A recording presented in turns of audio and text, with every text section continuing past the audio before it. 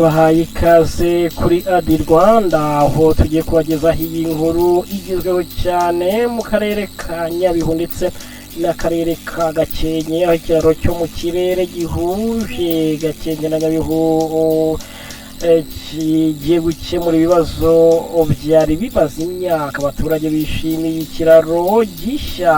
Abaturage rero mu kwishimira iki kiraro gishya, tubibutsa ko aha ni kuri Adi Rwanda aho tuba tugenda tubagezaho amakuru n'ibiganiro biba bigezweho hirya no hino mu isi. Ese amakuru agezweho ni ayahe muri rusange? Dukomeza kubaha ikaze, reka tubabwire kuri iyi nkuru y'iki kiraro, inkuru yishimiye cyane. Abaturage bo mu turere twa Gakenke na Nyabihu batangaje ko bishimiye ikiraro cyo mu kirere cyubatswe gihuza umurenge wa Mugunga n'umurenge wa Shyira. Bavuga ko kije gukemura ikibazo cyari kimaze imyaka myinshi kibarembeje. Iki kiraro cyubatswe ku mugezi wa Nyabarongo, aho abaturage bajyaga bahura n'ingorane zikomeye zo kwambuka cyane cyane mu bihe by'imvura nyinshi.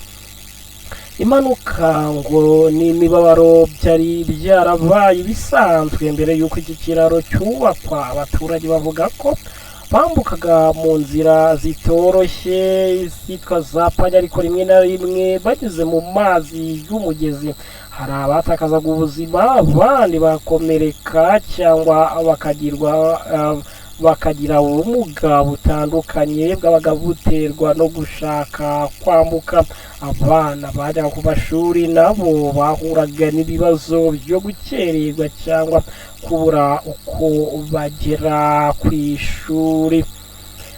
Aha wageze ni kuri Adi Rwanda, aho ni buri mushya wamaze gukora subscribe kugira ngo amakuru n'ibiganiro tuba tugenda tugutegurira bijye bikugereraho igihe. Reka dukomeze tubagezaho uko abaturage bishimiye iki kiraro.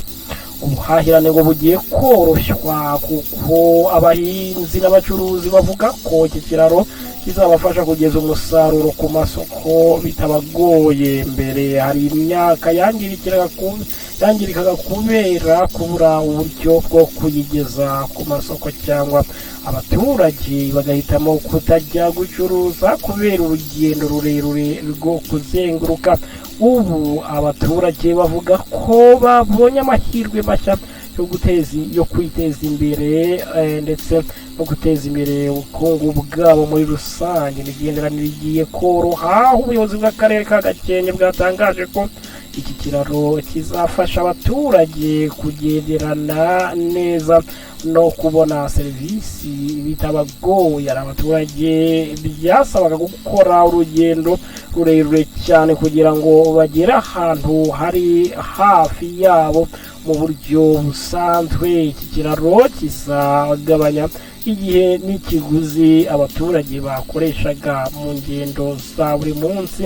Cyatwaye asaga miliyoni 76. Iki gikorwa remezo cyatwaye amafaranga angana miliyoni 76 na ibihumbi 258 n'amafaranga 823. Kikaba cyitezweho kuzamura imibereho y'abaturage b'impande zombi. Ubuyobozi bwasabye abaturage kukibungabunga kugira ngo gikomeze kubafasha imyaka myinshi. Ubuyobozi bwa Adi Rwanda ibikorwa remezo ni umushinga w'iterambere.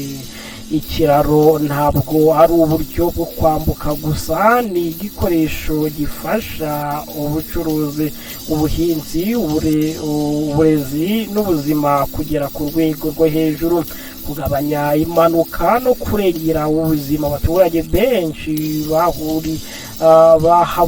bahaburiye ubuzima cyangwa bakahakomerekera. Kubaka iki kiraro ni igisubizo gikomeye kurinda abaturage.